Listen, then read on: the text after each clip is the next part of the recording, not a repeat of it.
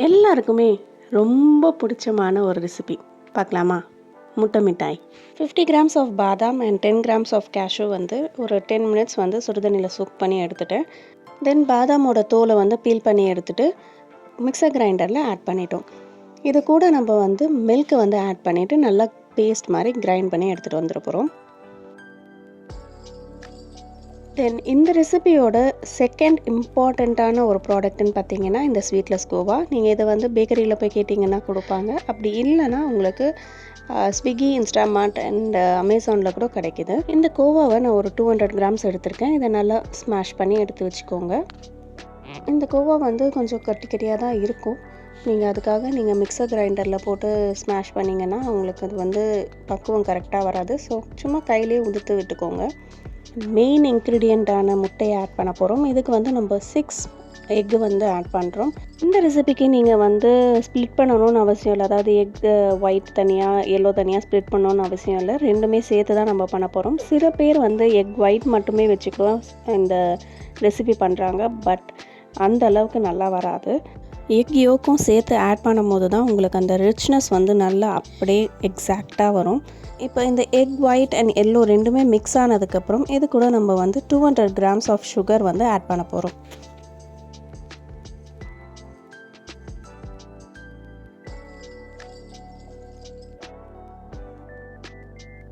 இந்த ஸ்டேஜில் நீங்கள் ஹேண்ட் பீட்டர் கூட யூஸ் பண்ணிக்கலாம். அப்படி இல்லைன்னா விஸ்க் வச்சு கூட நீங்கள் நல்லா மிக்ஸ் பண்ணிக்கலாம். இந்த சுகர் வந்து நம்மளுக்கு நல்லா கரைஞ்சா போதும்.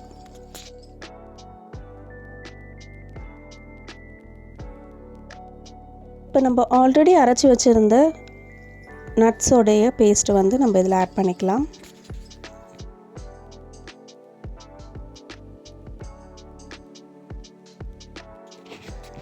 இதை நல்லா விஸ்க் பண்ணி விட்டுக்கோங்க, எல்லாமே பைண்ட் ஆகிற அளவுக்கு.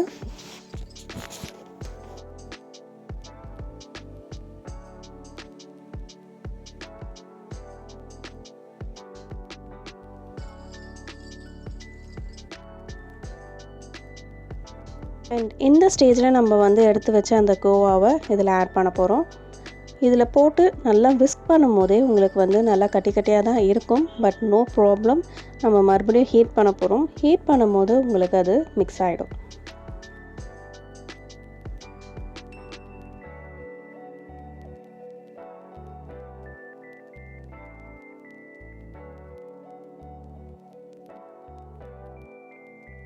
இது கூட 50 கிராம்ஸ் ஆஃப் கீ ஆட் பண்ணுறோம். போட்டுட்டு ஃபைனலாக நல்லா ஒரு மிக்ஸ் பண்ணிக்கோங்க.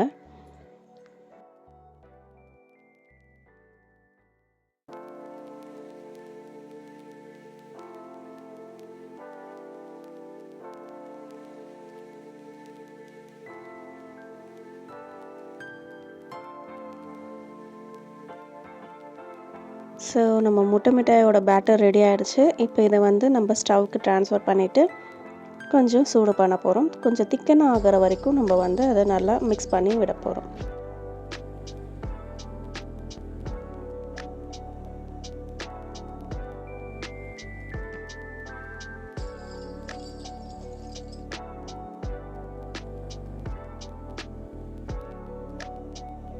ஸோ கை விடாமல் நீங்கள் வந்து மிக்ஸ் பண்ணிக்கிட்டே இருக்கும்போது தான் உங்களுக்கு அந்த லம்ப்ஸ் எல்லாம் ஃபார்ம் ஆகாமல் இருக்கும். இந்த மாதிரியான சிலிக்கான் ஸ்பேச்சுலா வச்சு நீங்கள் வந்து மிக்ஸ் பண்ணும்போது இருக்கிற பெனிஃபிட் என்னன்னு பார்த்தீங்கன்னா, இந்த கோவாலாம் அங்கங்கே லம்பாக ஃபார்ம் ஆச்சு இல்லையா, அதை வந்து நல்லா ப்ரெஸ் பண்ணி மிக்ஸ் பண்ணி விட முடியும். ஸோ தட் இது வந்து நல்லா பிளெண்ட் ஆகிடும். இது வந்து நீங்கள் ஹை ஃப்ளேமில் வைக்காமல் நீங்கள் பார்த்துக்கோங்க. ஸோ மீடியம் ஃப்ளேமில் இருந்தால் நோ ப்ராப்ளம். ஆனால் கை விடாமல் நீங்கள் கிளறிட்டே இருக்கணும். நீங்கள் சப்போஸ் கொஞ்சம் நேரம் நீங்கள் விட்டிங்கனாலுமே அடி பிடிச்சிடும். ஸோ நல்லா கவனமாக பண்ண வேண்டிய ஸ்டெப் இது.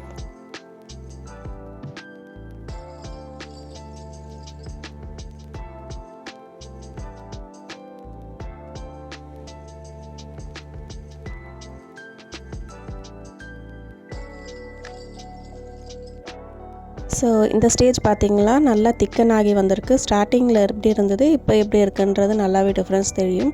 இந்த திக்னஸ் இருந்தால் போதும்.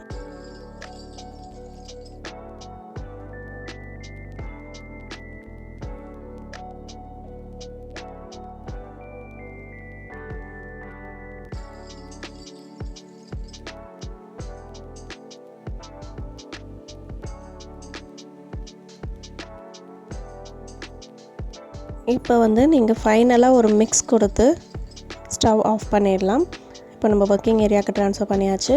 ஸ்டவ்வில் இருந்ததுக்கும் ஒர்க்கிங் ஏரியாவுக்கு ட்ரான்ஸ்ஃபர் பண்ணதுக்குமே உங்களுக்கு வந்து நல்ல டிஃப்ரென்ஸ் தெரியும். ஸ்டவ்வில் இருந்ததை விட இப்போ ரொம்ப திக்கனாக இருக்குது. ஸோ இது வந்து கரெக்டான ஸ்டேஜ். நம்ம வந்து பேனுக்கு மாற்றிக்கலாம்.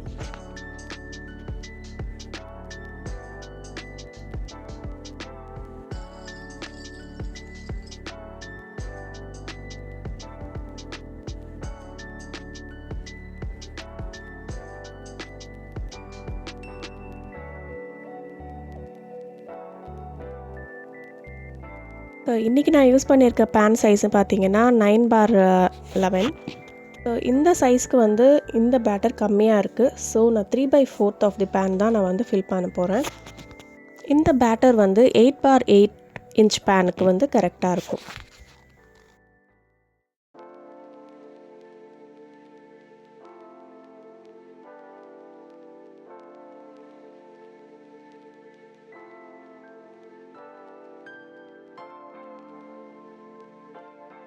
எல்லாம் ஈக்குவலாக வந்து அப்ளை பண்ணதுக்கப்புறம் மேலே நம்ம கீ வந்து நல்லா ஸ்ப்ரெட் பண்ணி விட்டுட்டு நம்ம அவனுக்குள்ளே வச்சிடலாம்.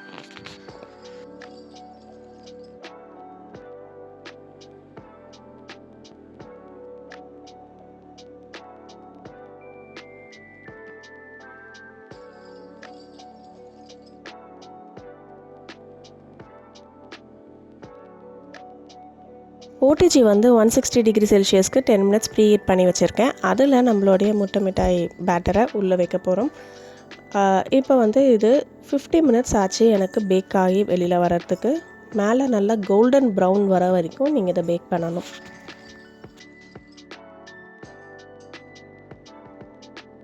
ஸோ ஃபினிஷ் ஆகிடுச்சு. இப்போ அவன்லேருந்து நம்ம வெளியில் எடுத்துடலாம். ஸோ இது பேக் ஆகும்போதே எங்களுடைய கிட்ஸுக்கு வந்து செம்ம கிரேவிங்ஸாக இருந்துச்சு. ஸோ பக்கத்தில் வந்து எப்போம்மா தருவீங்கன்னு சொல்லிட்டு ரொம்ப தொல்லை பண்ணிகிட்டே இருந்தாங்க. பிகாஸ் அந்த அளவுக்கு அரோமா வீடு ஃபுல்லாகவே இருந்தது. இதை வந்து நீங்கள் ஸ்வீட்டுன்னும் சொல்லலாம், இல்லை ஒரு கேக்குன்னு சொல்லலாம். அண்ட் இந்த டேஸ்ட் வைஸ் பார்த்தீங்கன்னா செம்ம ரிச்சான ஒரு ஸ்வீட்டு சாப்பிட்ற ஒரு ஃபீல் இருக்கும். பிகாஸ் நீங்கள் குலாப் ஜாமுன் சாப்பிட்டா எப்படி ஒரு ஃபீல் இருக்குமோ, ஒரு பால்கோவா சாப்பிட்டா ஒரு ஃபீல் எப்படி இருக்குமோ, இல்லை பாதாம் அல்வா சாப்பிட்டா எப்படி ஒரு ஃபீல் இருக்குமோ, இந்த 3மே சேர்த்து ஒரே ப்ராடக்டாக நீங்கள் சாப்பிடும்போது எப்படி ஒரு ஃபீல் இருக்கும் இல்லை, அந்த மாதிரி ஒரு எஃபெக்ட் கொடுக்கும். பிகாஸ் எல்லாமே வந்து நம்ம ரிச்சான ப்ராடக்டை போட்டு, ஸோ டேஸ்ட்டும் உங்களுக்கு ரிச்சாக தானே இருக்கும். அண்ட் இது வந்து குழந்தைங்கள்லேருந்து வயசானவங்க வரைக்கும் ரொம்ப விரும்பி சாப்பிட்ற ஒரு ரெசிபி. அண்ட் இந்த ரெசிபியை நீங்களும் ட்ரை பண்ணி பார்த்துட்டு எப்படி வந்ததுன்னு கமெண்ட் செக்ஷனில் சொல்லுங்கள். அண்ட் இதே மாதிரி புது புது ரெசிபீஸ்லாம் நீங்கள் பார்க்கணுன்னு நினச்சிங்கன்னா நம்மளுடைய சேனலை சப்ஸ்கிரைப் பண்ணிக்கோங்க. அண்ட் இந்த வீடியோ உங்களுக்கு பிடிச்சிருந்ததுன்னா லைக் பண்ணிவிட்டு உங்கள் ஃப்ரெண்ட்ஸுக்கும் ஷேர் பண்ணி விடுங்க. தேங்க்ஸ் ஃபார் வாட்சிங்.